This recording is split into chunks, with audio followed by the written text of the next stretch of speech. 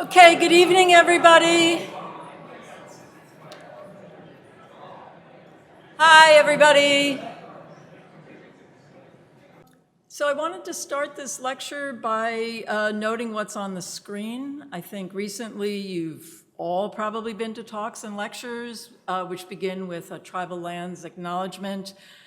I think it's important in a school of architecture where we deal with issues of land and property and the built and the natural environment. But we're also very much a visual discipline. So what we are going to do from now on is show you a map to pay respect to the peoples of the past and present and acknowledge their stewardship of these lands from time immemorial. And I want to thank Angelica Gallegos, who was a member of the class of 2021 for the creation of this map. It is on the school's website now, and will soon be on a plaque in the building along with the other acknowledgements in our history and Yale's history. So it gives me great pleasure to introduce tonight's speaker, Justin Beal. Justin is an artist, a writer, and a curator, and he graduated from Yale College in 2001. Actually having majored in architecture, so welcome back to Hastings Hall. You're going to be standing in a different position than you were in 2001. So after leaving Yale, Justin went on to the Whitney Museum's Independent Study Program and then to the University of Southern California, and he's subsequently had an impressive career as an artist, with his work in the permanent collections of the Hammer Museum, the Museum of Contemporary Art in Los Angeles, and the Albright Knox. He's also had shows at Acme Gallery and at UCLA in Los Angeles, and the Bortolami Gallery and Artist Space in New York, among many others. He's also on the faculty at Hunter College, where he teaches a course in the humanities called Explorations in the Arts. But he's not here as an artist tonight. He brought me the prop, so I'm going to hold it up. He is just written his first book. This is not a book party. We don't do book parties. However, the book is about Minoru Yamasaki, which is part of the focus of this book called Sandfuture, published by MIT Press, and I think a particularly relevant subject of conversation right now. So please join me in welcoming Justin Beal back to Hastings Hall.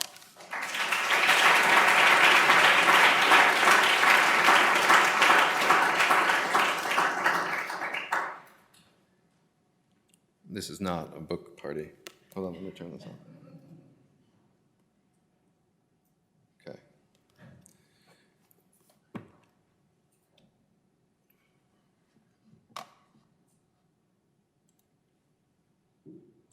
There we go.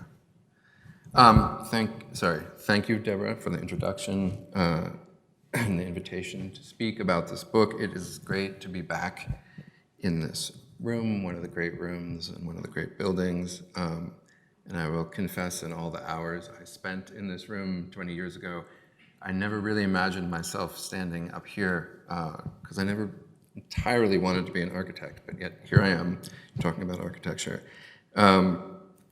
So in honor of that history, I'm going to start by reading a bit from the book, an excerpt that's something of an act of patricide, but like any act of patricide comes from a place of deep respect and admiration.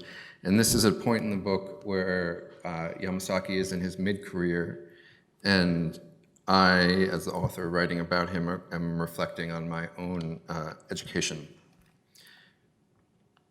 As criticism of Yamasaki's new direction was growing, an irreverent young critic named Ada Louise Huxtable wrote in Art in America, "If modern architecture may be said to have already established a tradition, Yamasaki is shattering it." With remarkable sensitivity to the moment, she acknowledged how, to a generation of architects trained on doctrines of ornament is crime, form follows function, and less is more, this is close to aesthetic transgression. Huxtable takes pains to defend a practice which, while deliberately decorative and among professionals highly controversial, is also sensitive, conscientious, exploratory, delicately sensuous, and very beautiful. Within months, Huxtable would assume her post as the first full-time architecture critic at the New York Times. and for the next decade she would remain a stalwart supporter of Yamasaki's work. Huxtable, however, was increasingly in a minority, for the delicacy and ornamentation of Yamasaki's work did not fit easily into the dominant narrative of American architectural history, which has generally organized itself around the central virtue of strength. This narrative was largely the construction of architectural historians like Vincent Scully, who arranged the history of American architecture into a seamless, monolithic mythology of powerful, grounded structures rising up from the earth. The Aztec pyramids at Teotihuacan, the stone skyscrapers of Chicago, and the austere concrete minimalism of Louis Kahn. While not the only story of American architecture, Scully's is a monumentally influential one.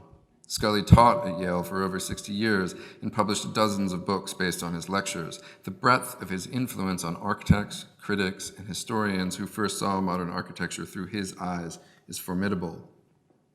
Scully's lectures were also the first architectural history courses I ever took, and I have felt at times as though the entirety of my architectural education was built on the foundation of his worldview, not only because he taught me, but because he taught so many of the people who wrote the books I read or taught the courses I took. Scully, nearly 80 by the time I encountered him, with ruffled gray hair and tattered tweed, was the physical embodiment of patriarchal professorial knowledge.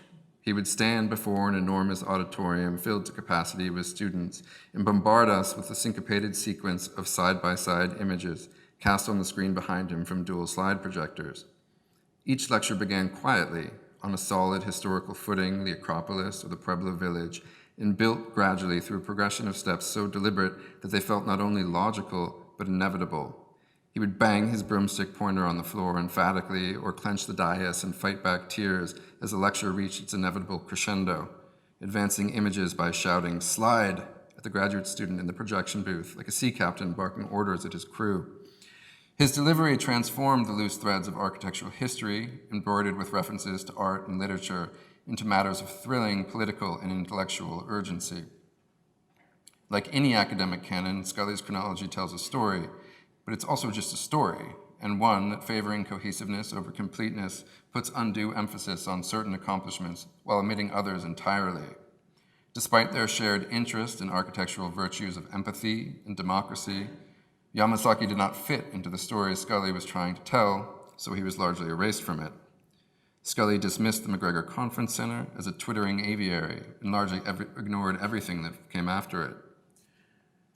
The more time I spent with the work, the more I understood the extent to which I had to unlearn Scully's particular version of history before I could even begin to look at Yamasaki objectively. Yamasaki's marginalization was not entirely Scully's doing, but the idea of strength, deployed in the context of a history that exists almost exclusively within highly coded spaces of privilege, whiteness, and masculinity, inevitably carries the associations of all of its implied opposites. If a building is not strong, it is, by implication, frivolous, spindly, decorative, feminine, weak, mannered, exotic, or queer. Okay, so we'll start there.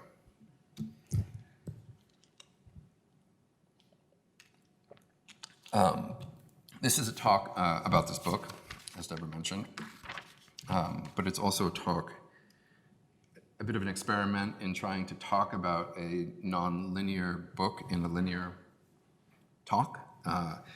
Much of that book is about this man, Minoru Yamasaki, but there are also parts of the book, half of it really, that are about other things: sick building syndrome, the contemporary art world, migraine, pharmaceutical architecture.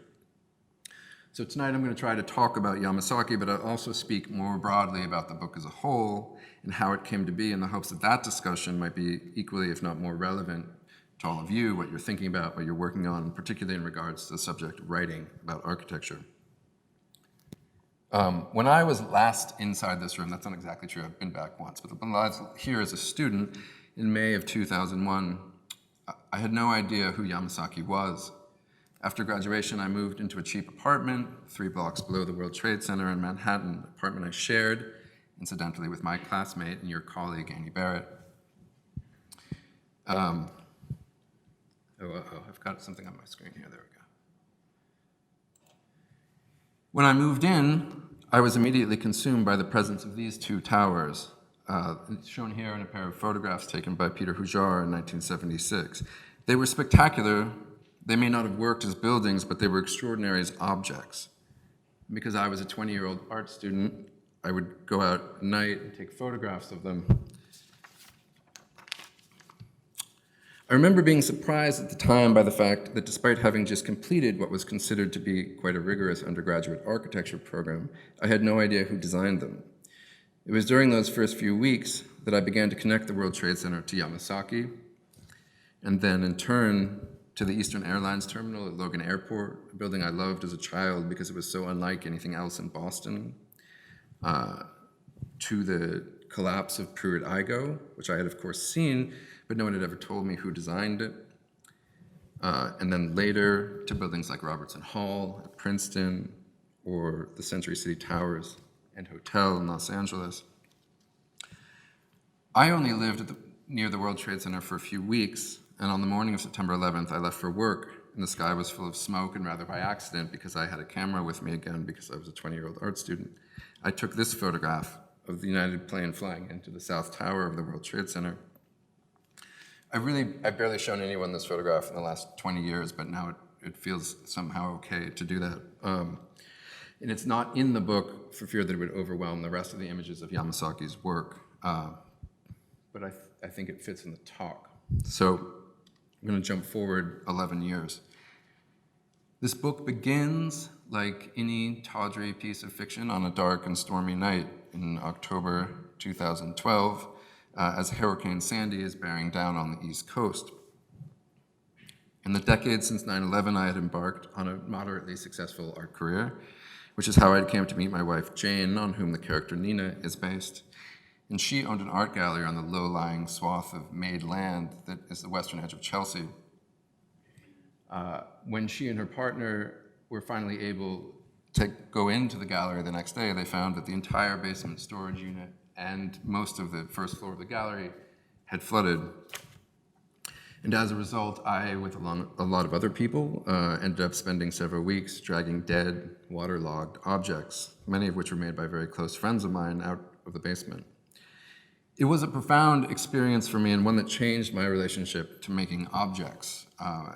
It changed just to making things in a very fundamental way. It all happened at a point in my career when I was finally making money, making art, or making a living, but the objects coming out of the studio were feeling less sincere, and I felt like I needed to do something different. And I took 2 years to complete the obligations I had already made, and I decided I'd spend a year writing. At first, that writing was going to be about sick building syndrome, a subject which, like Yamasaki, had always felt was somehow inadequately addressed in my architectural education. It was also a logical outgrowth of the work that I was making at the time and the shows that I was curating at the time, which largely had to do with the relationship between bodies and buildings. As you all know, for as long as there have been bodies, as long as there have been buildings, buildings have been compared to bodies. Chimneys have throats, vaults have ribs, hinges have knuckles, tongues fit grooves. Indeed, 2,000 years of architectural history might easily be reduced to the gradual deterioration of the primacy of the humanist body-building analogy, culminating at a point in the 20th century, late 20th century, when buildings began to get sick. I've always been interested in that moment, the moment of collapse, the way it was embodied by the phenomenon of sick building syndrome in Reagan-era America. Sick building syndrome was a very real, definable thing. It was a direct result of materials that had improperly regulated, ventilation that was insufficient, but it was always regarded as a marginal phenomenon, something psychosomatic or hysterical, and so it never really been properly accounted for in architectural discourse. Even the way the EPA defined the illness never allowed for it to be anything other than an abstraction, because as soon as the cause of sick building sickness is identified, it's no longer sick building sickness, so it's like sort of this impossible loop. But that is also the way in which it strikes me as a very productive way of thinking about bodies and buildings, because the name itself, sick building syndrome, allows it to be both kind of an illness and a metaphor. I'm going to return to that idea later, but the point is that this interest in sick building syndrome led me down a tangent about architects who struggled with chronic illness, which led me very indirectly to Stornley Cracklight, the protagonist of Peter Greenaway's film The Belly of an Architect, which then in turn led me back to Yamasaki, who also suffered from severe ulcers and later, like Cracklight, from stomach cancer. It was then as I got deeper into Yamasaki's story that I realized that the book I had begun to write needed to be a book not about sick building syndrome, but about him. So, who's Minoru Yamasaki? Yamasaki was born on a cold water apartment in Seattle in 1912. He graduated from architecture school in Washington as the country was sliding into depression and moved to New York, where he eventually got a job working for Shreve, Lamb & Harmon on the Parkchester Apartments, the massive middle-income housing estate in the Bronx that was one of the first applications of the Tower Park in practical US applications. After working on Parkchester for 3 years, Yamasaki and his brother Ken applied to rent an apartment, only to be turned away by discriminatory management. Minoru met his wife Terry, and they got married on Friday, December 5th, 1941. They spent the night dancing on the roof of the Astor Hotel, and then on Sunday morning, the Japanese Navy bombed Pearl Harbor. The ground shifted fundamentally underneath his feet. Because he was a US citizen and a good architect, he was able to continue working, and he was put in charge of designing a naval training base in upstate New York. Things were, of course, much harder on the West Coast, where 120,000 Japanese Americans, some 72,000 of whom were US citizens, were sent to internment camps. Yamasaki was able to help his parents move to New York, where they shared a crowded apartment with him and his brother and his wife, while he continued to work for the government. He went on to work for Wallace Harrison, Raymond Loewy. He nearly opened an office with George Nelson. Then Nelson took a job at Herman Miller, and the Americans bombed Nagasaki and Hiroshima, and Yamasaki accepted an offer in Detroit and moved to Michigan in 1945. He eventually went out on his own with two co-workers, Joseph Lineweaver and George Helmuth. Helmuth was well connected in St. Louis, and when Harry Truman passed the Housing Act in 1949, Yamasaki and Helmuth got the job designing a massive new public housing complex called Pruitt-Igoe. Yamasaki proposed a variety of mixed-height buildings and row houses, insisting that nothing exceeds 7 stories, but by the time the project was presented for federal approval, it had been reduced to 33 identical 11-story towers. As construction progressed, design continued to be undermined by value engineering and inflated construction costs, and one by one, amenities were eliminated and materials were exchanged for cheaper alternatives. Yamasaki described the final result as tragically insensitive, but critics applauded it. An architecture forum called it the best high-rise apartment of the year. His next major project in St. Louis was a soaring concourse for the Lambert Air Terminal. This was a resounding success, and it would go on to be included as one of 6 buildings in Arthur Drexler's Buildings for Business and Government show at MoMA, along with the Seagram Building, Bunshaft's Chase Building.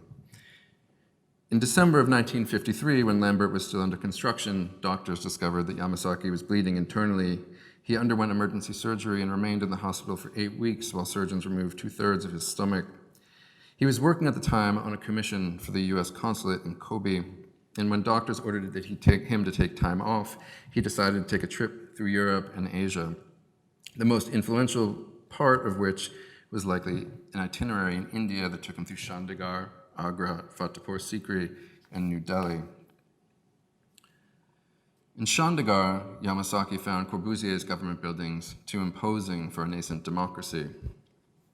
But he loved the Mughal forts in Fatehpur Sikri and the Taj Mahal just as much as he hated Chandigarh, and the basic forms of Islamic ornament became an enduring influence on his work.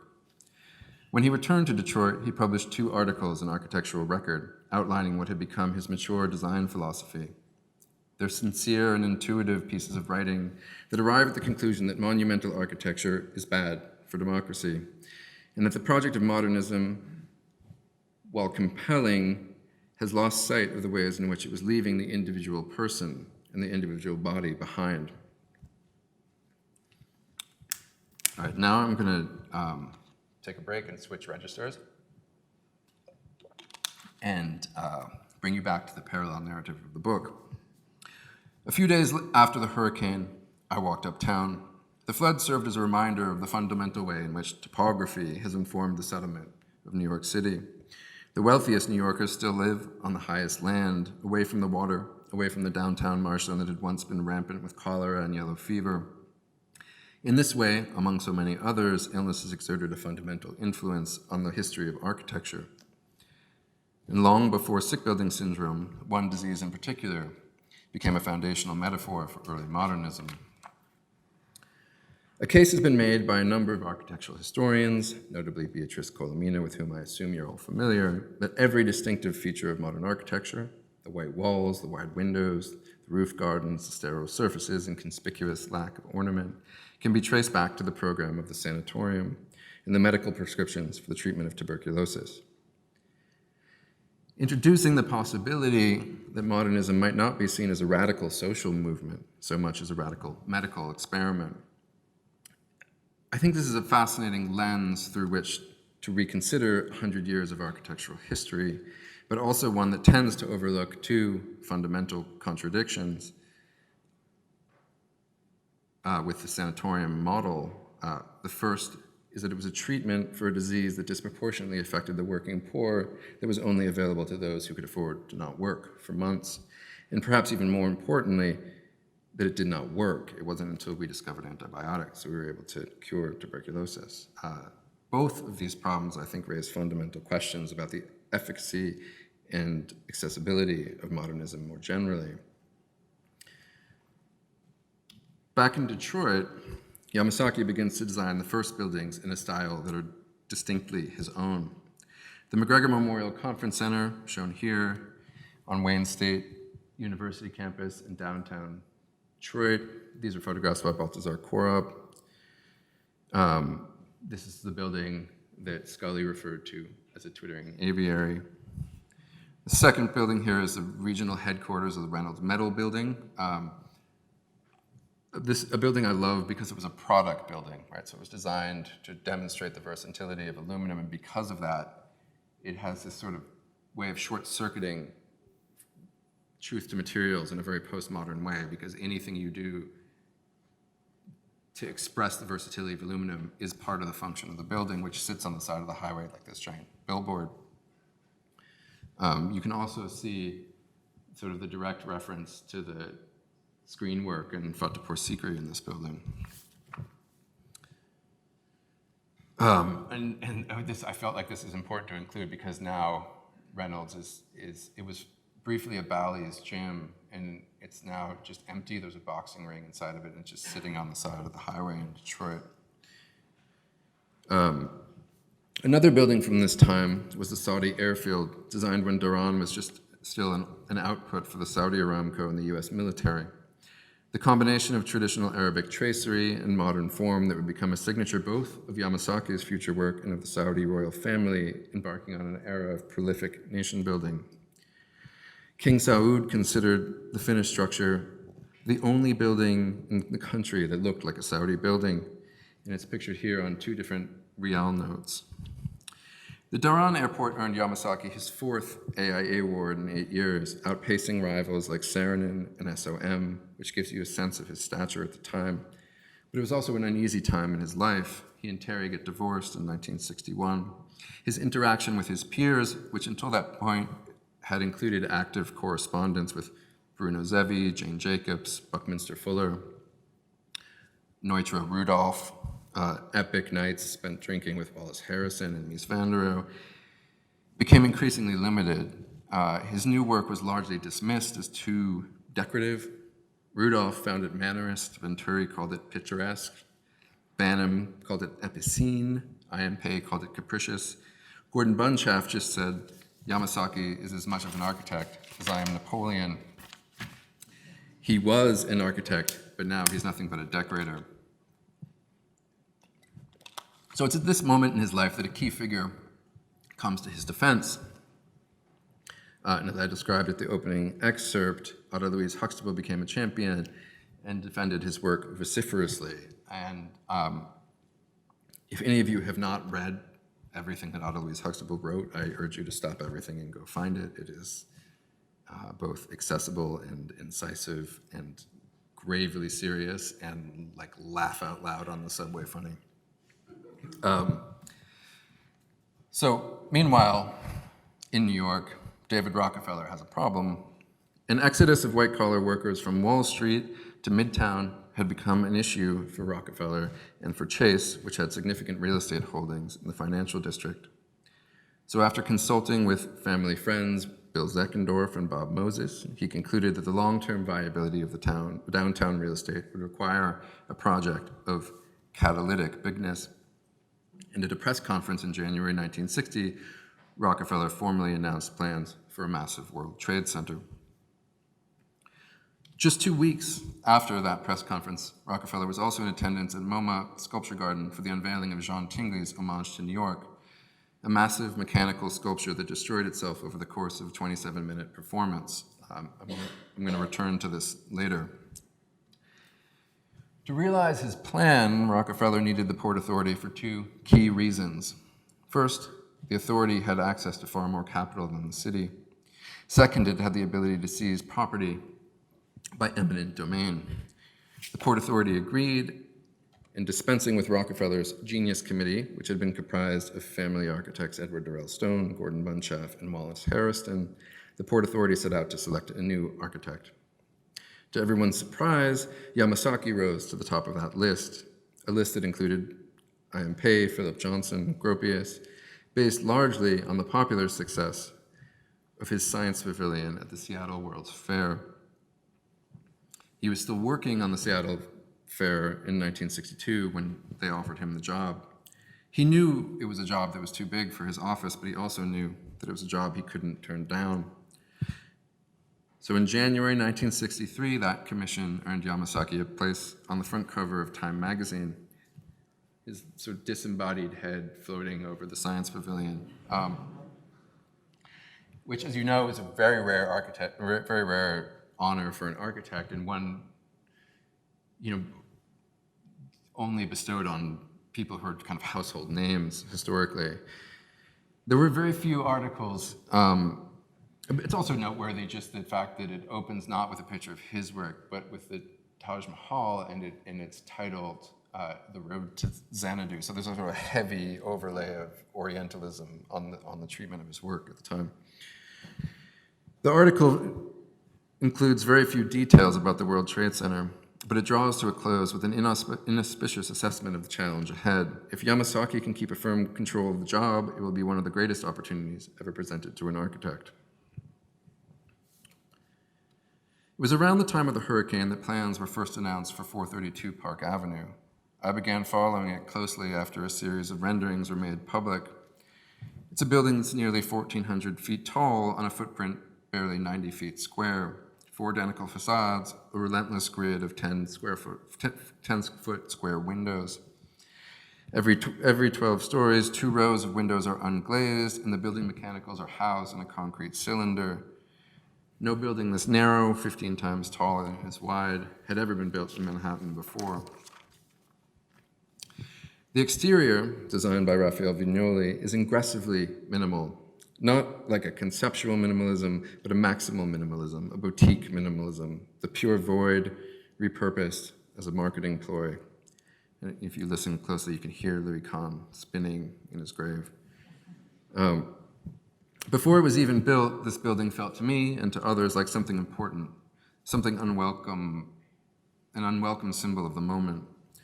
432 Park's profile so fundamentally alters the Midtown skyline that the New York Mets and the New York Fire Department are said to have held special meetings to discuss whether they needed to change their logos. That both decided not to is a reflection of the city's reluctance to embrace a building entirely devoid of civic, cultural, or commercial content. This is not a building for New Yorkers. Its apartments are mostly owned by investors who rarely use them. It is, to borrow a phrase from J.G. Ballard, an environment built not for man, but for man's absence. And so I kept my eye on it. The pace of its construction became a sort of marker of time as I was writing this book. Things were getting back to normal. The waters receded, the gallery reopened. We had a daughter. So there I am. I'm going to take a sip of water before this part.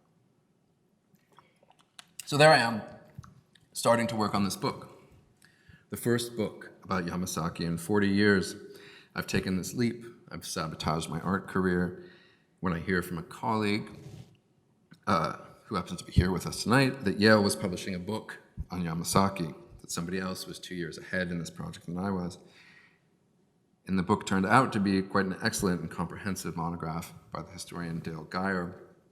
This news sent me into a bit of a tailspin. I spent a few days in a bar in Red Hook before I realized that this was one of those rare moments when a project tells you what it wants to be.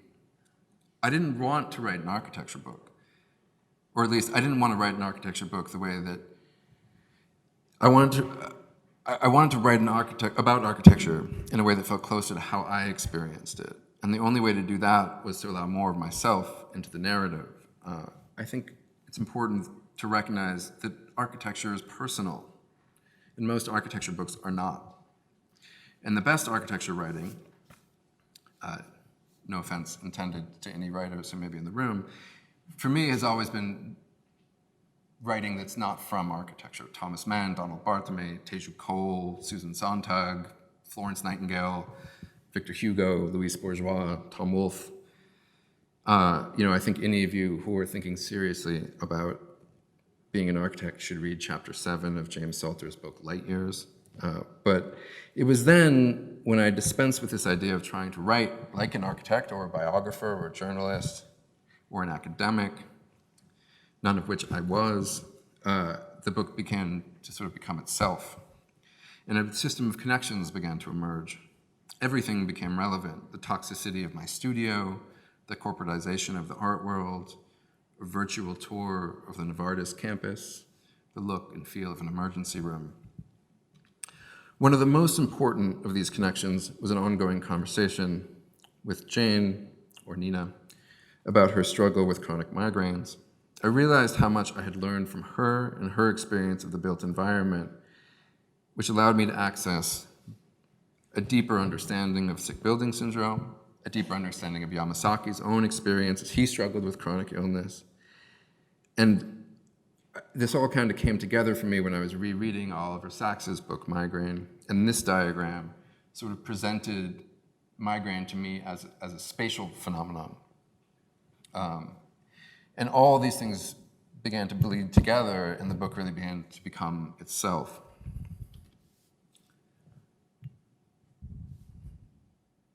Neither the Port Authority nor Yamasaki began with the intention of designing the tallest building in the world.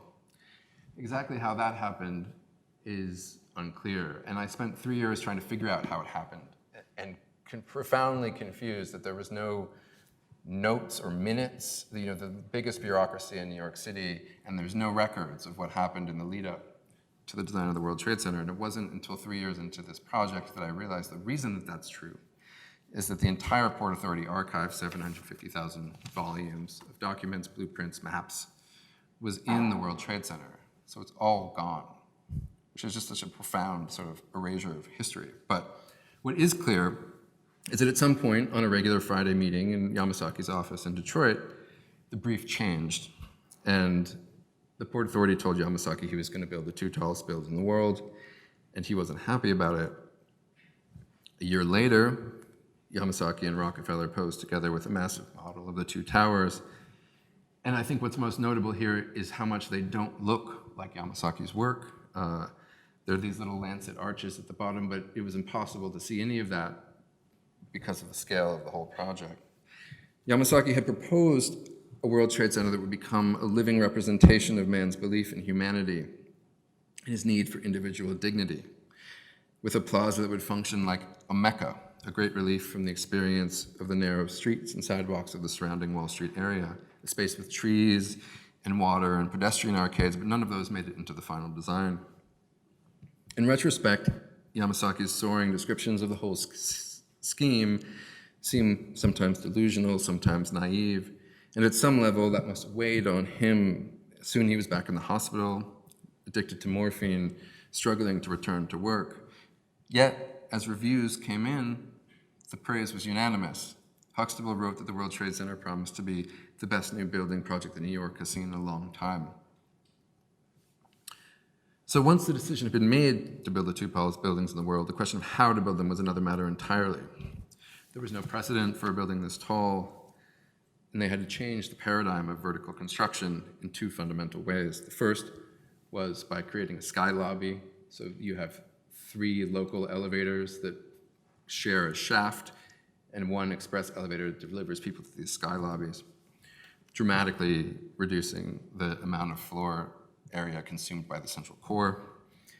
And then the second part, conceived by Leslie Robertson, who was Yamasaki's architect and just 34 at the time, was to use a framed tube structure so that a load-bearing perimeter wall could carry most of the structural load by acting like a sort of rigid rectangular truss. And this also meant that it could be done in a way that required 40% less steel. And the World Trade Center was actually one of the first buildings that had these IBM punch card tags on each piece of metal as it delivered to the site.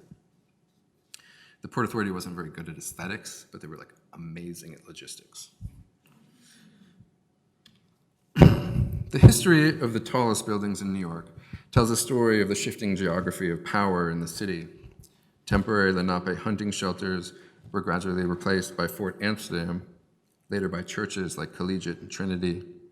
At the turn of the next century, manufacturing fortunes built Singer, Woolworth, Chrysler, and eventually the Empire State.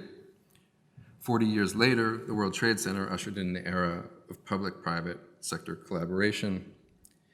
But today, private residential towers are the tallest structures in Manhattan, suggesting something about where contemporary power resides.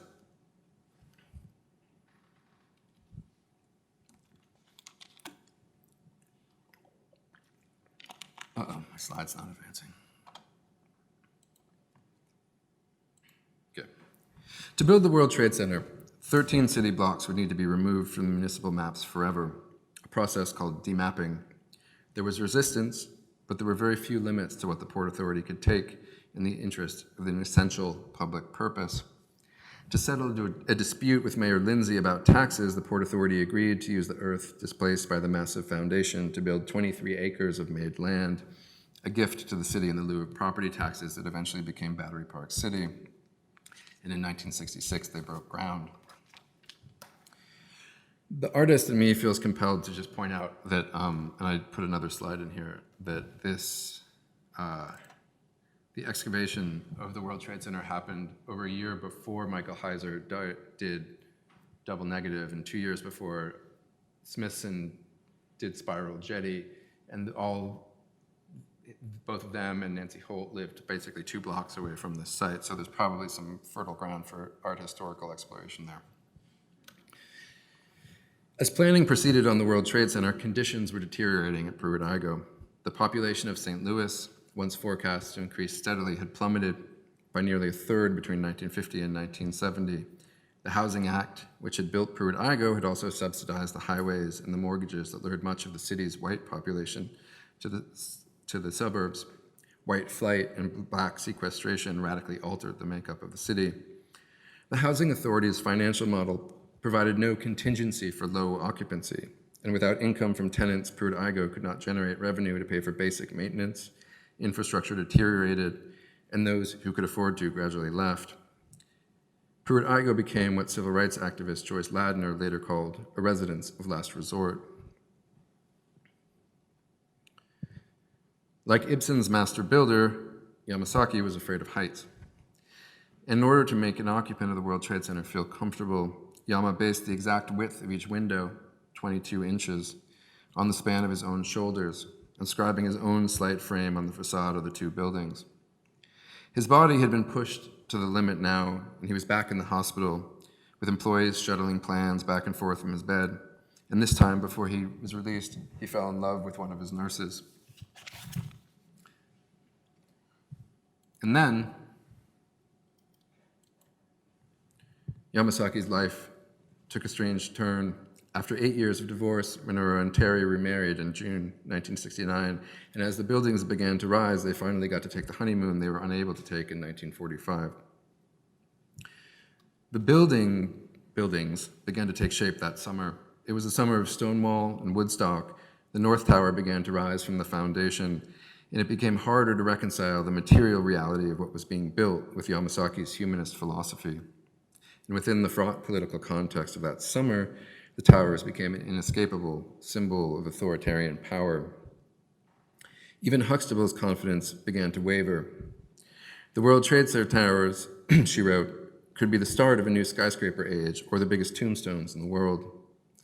Lewis Mumford was writing The Pentagon of Power at the time, and he compared the project to the Apollo mission, just another extravagant feat of technological exhibitionism. One of the few illustrations in The Pentagon of the Power shown here shows the towers here in model form alongside a photograph of Homage to New York, two Rockefeller-sponsored self-destructing machines. Mumford, of course, was tapping into an undertone of violence that has existed since the first skyscrapers, decades before Koolhaas wrote about elevators or Virilio wrote about shipwrecks. In 1945, when Yamasaki still lived in New York, E.B. White wrote, "A single flight of planes, no bigger than a wedge of geese, can quickly end this island fantasy, burn the towers, crumble the bridges, and turn the underground passages into lethal chambers." By October of 1970, Yamasaki's North Tower was the tallest building in the world. After the second tower topped out, Leslie Robertson snapped this photograph, which so beautifully illustrates, this is before the internal walls were built out, so you can see kind of perfectly the structure of the two buildings. Artists living in the shadow of the towers also tracked their progress. Paul Tech called them Sodom and Gomorrah. Pierre Defanil on the left and Andre Cartez took these two photographs. This one later became the cover of Don DeLillo's book, Underworld. Gordon Matta Clark, himself a twin, was fascinated with the buildings. Taisheng Se, Baldwin Lee, Thomas Struth, later Isa Genskin. I could go on for all night with artist images, but as the South Tower of the World Trade Center climbed to meet its twin, conditions at Pruitt-Igoe were deteriorating rapidly. It had become a case study in failed housing policy. By the late 1960s, there were more sociologists working at Pruitt-Igoe than maintenance workers. In books like Lee Rainwater's Behind Ghetto Walls and Oscar Newman's Defensible Space took hold of the narrative. In January 1970, uninsulated pipes froze throughout the buildings, leaving residents without heat and water for days and causing widespread damage. With the same zeal as previous administrations had pointed to Pruitt-Igoe as a triumph of housing reform, the Nixon administration presented the project as a symbol of welfare state socialism, and in October 1971, they ordered it torn down. Specifically, George Romney, who was Nixon's head of HUD, ordered them torn down. So Pruitt-Igoe would become one of the first instances of a disused building being destroyed by controlled demolition, a subject which, again, you all know, Keller Easterling writes about beautifully. The result was a televised spectacle presented as a referendum on misguided policy, broadcast on national television. And this photograph, which in fact, there's actually not one of these photographs, there's three different people took it at the exact same moment from slightly different heights in the same apartment. But together, this one photograph established Pruitt-Igoe's place in architectural history. The World Trade Center officially opened a few months later on a rainy April morning in 1973. The city was spiraling towards bankruptcy, and Otto Louise Huxtable's final review was a devastating rebuke.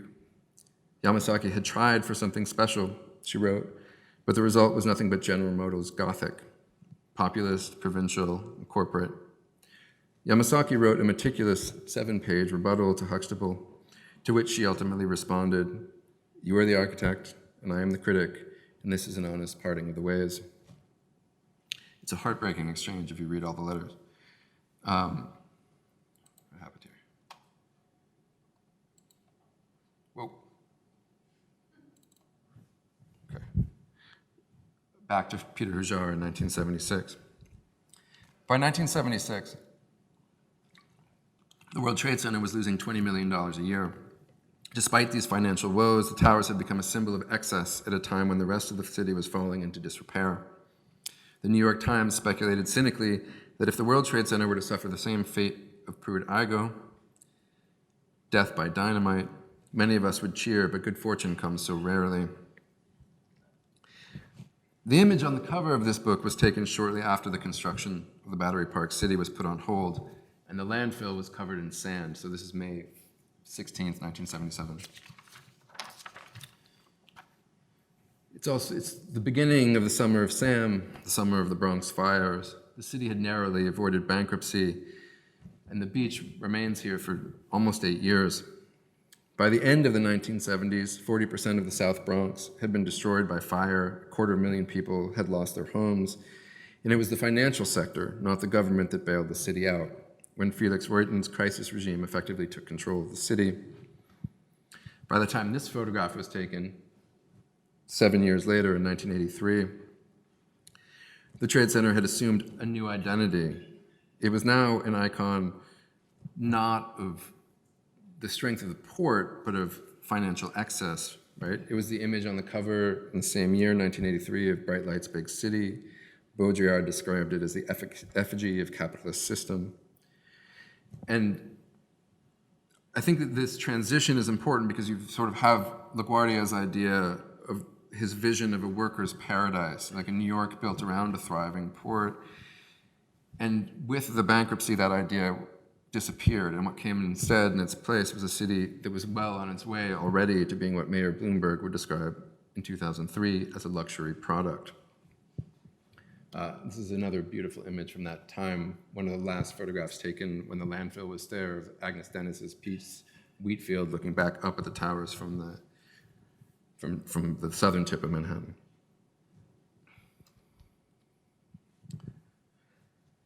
The first time I managed to get inside 432 Park, it was still under construction. Outside of its north-facing windows, the entirety of Central Park unfolds before you, and the parallel axes of Park and Madison Avenues recede toward the vanishing point beyond the Harlem River. The perspectival lines converge on New York's 15th Congressional District, which covers most of the South Bronx and is the poorest per capita in the country. New York's 12th Congressional District, which covers most of the Upper East Side, is the richest. The two neighborhoods are separated by less than 10 miles, and this slender tower makes it possible to take in both ends of that vast financial spectrum. Perhaps it was with this expanse in mind that Vignoli told a reporter while the building was under construction, without irony, that New York has increasingly become a city where there are only two markets, ultra-luxury and subsidized housing.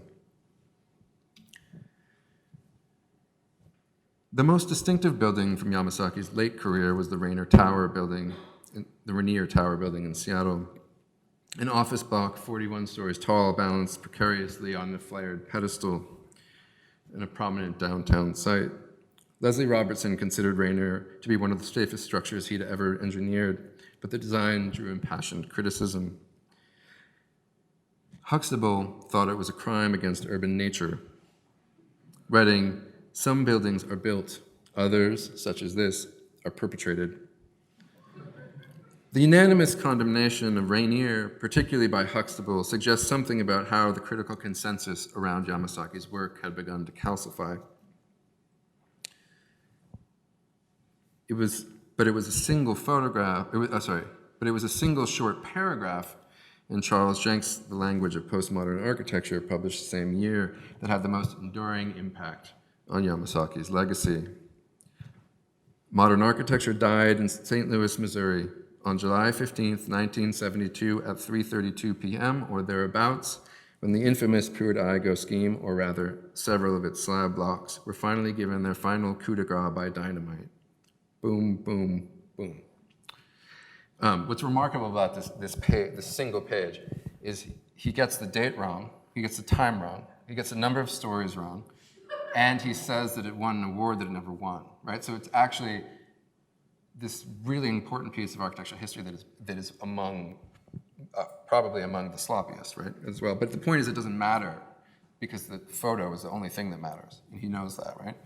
So Pruitt-Igoe was not the only failed modernist project, but it was the photographs that positioned it uniquely as a symbol of failure of a generation of architects to deliver the social and political panacea they had promised. It's a symbol of modernism buckling under the weight of its own ambition. And there's no doubt that the building failed. No architectural solution could have overcome the larger social and political conditions that made the demise of Pruitt-Igoe and so many other projects like it inevitable. But many of the residents who grew up on the land where Pruitt-Igoe was built had seen their neighborhood razed not once, but twice, and it was they who bore the brunt of these failures. When the last residents left Pruitt-Igoe, the housing authority gave many of them vouchers to subsidize rentals in one northern suburb in particular, Ferguson. So, in August of 2014, when police in Ferguson shot and killed Michael Brown, journalist and former Pruitt-Igoe resident Sylvester Brown drew a direct line between the two events.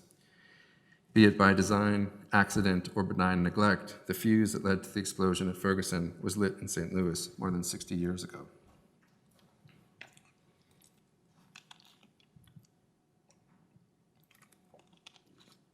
The final tragic turn of Yamasaki's life was that the last years of it were spent witnessing a violent resurgence of anti-Asian violence in Detroit, culminating in the trial and eventual acquittal of the two men who murdered Vincent Chin. Yamasaki died on February 6, 1986, from complications related to stomach cancer. He was 73. When the Detroit Free Press asked Paul Goldberger for a comment to include in Yamasaki's obituary, he told them that he did a number of very prominent buildings, even though they didn't change the course of architecture. While I understand where Paul was coming from, I think time may have proven him wrong. Neither Pruitt-Igoe nor the World Trade Center will be remembered as masterpieces, nor should they be. But it's hard to imagine another pair of buildings which, in their lifespan from conception to construction to spectacular violent destruction, have exerted a greater influence on the course of American architecture. Architecture moves slowly. It rarely produces events. And it's difficult to imagine any two events that have shaped the culture and politics of the architecture in the last 80 years more than the story told by the handful of photographs of Pruitt-Igoe tumbling to the ground or the thousands of images of the World Trade Center collapsing under their own weight.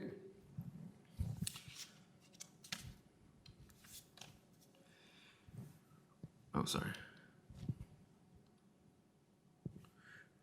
With 20 years of distance from 9/11, I hope we might all be able to see these buildings, which have become such an unfortunate icon of American unilateralism and xenophobia, instead as the product of the imagination of a man who had overcome such extraordinary obstacles to design them and believed, however quixotically, in their potential to be symbols of something quite the opposite of what they've come to represent.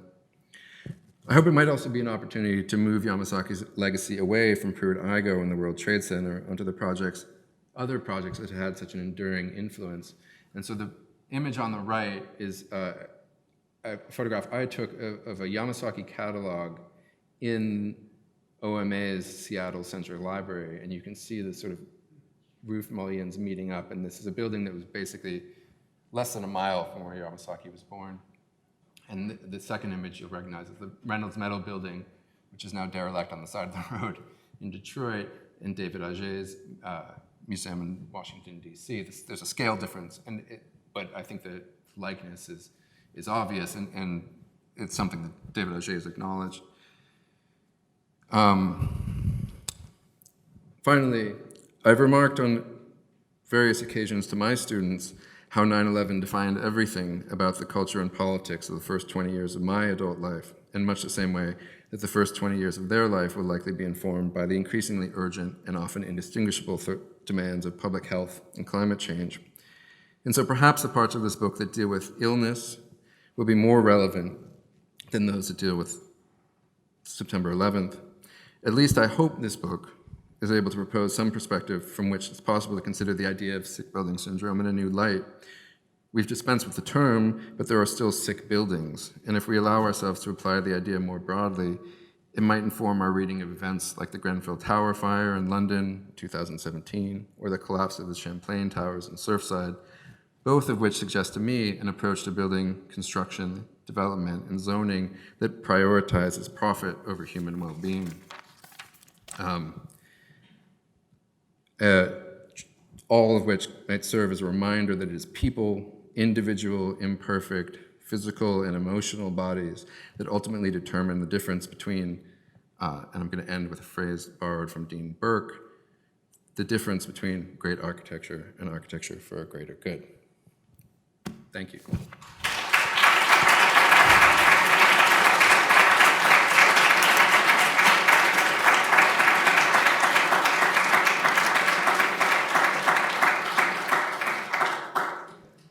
I forgot to introduce this slide at the beginning, but this is a photograph by Zoe Leonard of Moses's panorama at the Queens Museum, and I just think it's a beautiful image of New York City.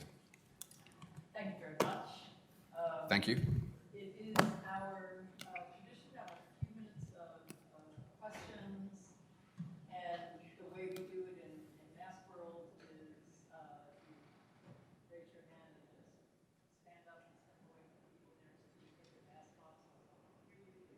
Microphone floating around if you think you need it. If not, just shout. Anybody have any questions? Oh, sorry.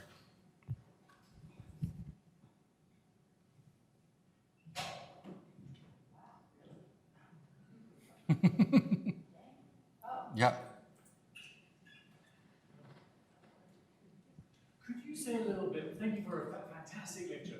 Could you say a little bit more about, thank you, about how Yamasaki saw the humanist aspirations overlaid onto the design for the World Trade Center in its early stages? I think the answer to that mostly has to do with what's happening on the ground level. And I think that,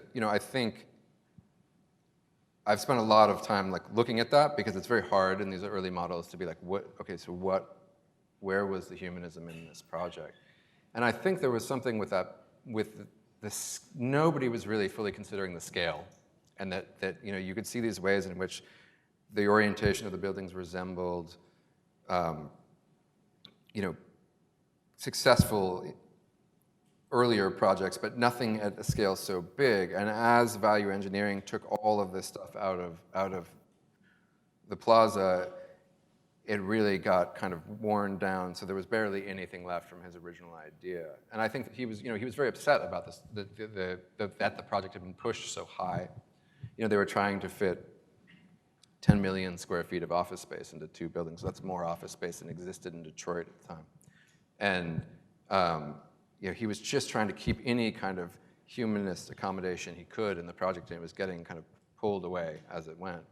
But I also think there was something, and I used the word quixotic at the end, about that he would hold on to this idea of humanism even when it was clear in certain cases that the project had left that far behind, I remember a story. You're reminding me of the story that I heard that a graduate student here when I was an undergraduate in architecture told me about how she'd overheard somebody once in a critique say, well, the road to hell is paved with good intentions. And basically, her comment was that that's the worst thing you could ever tell somebody because it doesn't mean that you made a mistake. It means that you were trying hard and you didn't realize. And I think what happened with, I think there was this way in which he would lose control of these projects and hold on to the idea that he could still make it the humanist thing that he wanted to do, and the World Trade Center is the ultimate example of that.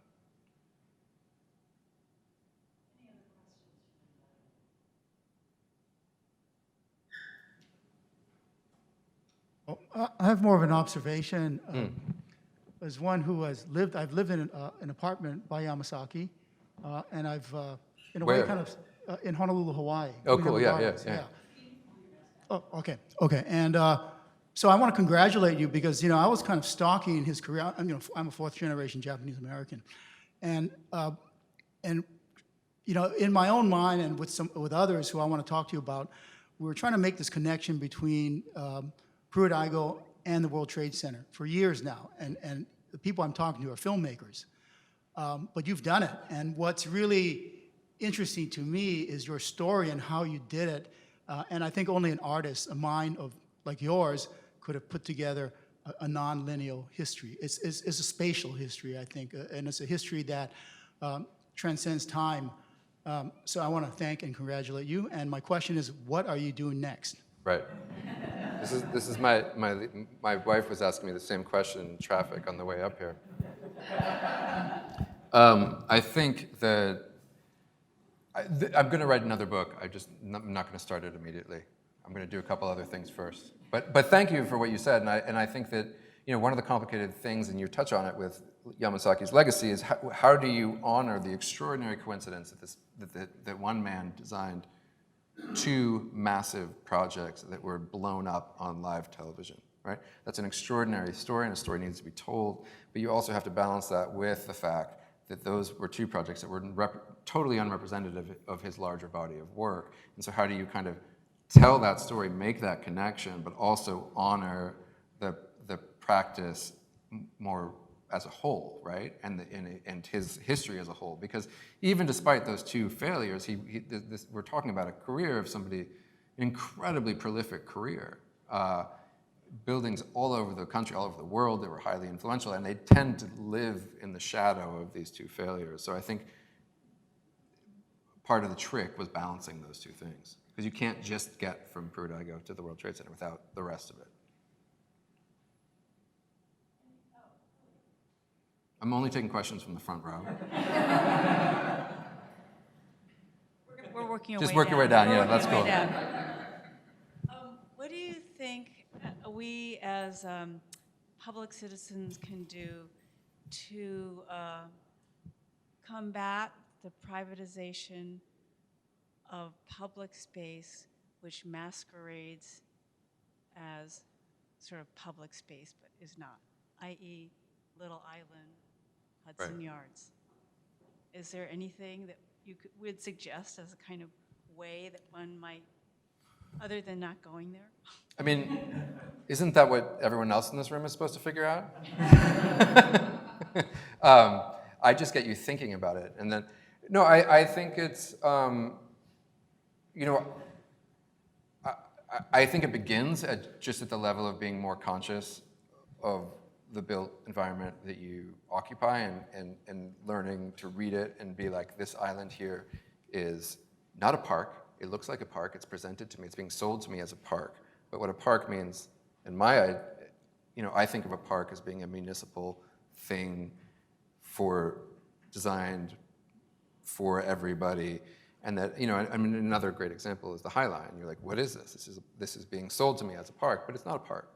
And I think that, the first step is just kind of raising consciousness to be aware of those things, so that people, and one of the things that I was trying really hard to do in this book was write about the built environment for people who are not just architects, right? And to sort of say there are things here that you could learn from, right? And I think I went to get my vaccine at the Javits Center, which is an extraordinary building, especially when it's empty.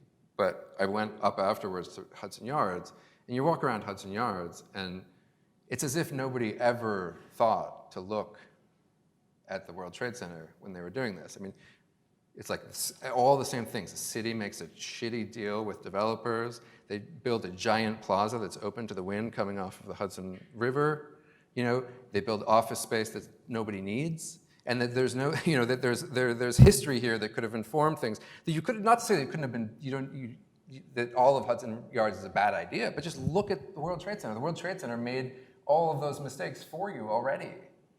And it was just a few miles down the island, and you could have learned from some of those mistakes and done things differently. So, I hope this isn't like a cop-out, but my answer is sort of more like pay attention, Well, I think it's really important, just as Vincent Scully educated a lot of people who never became architects to look at it.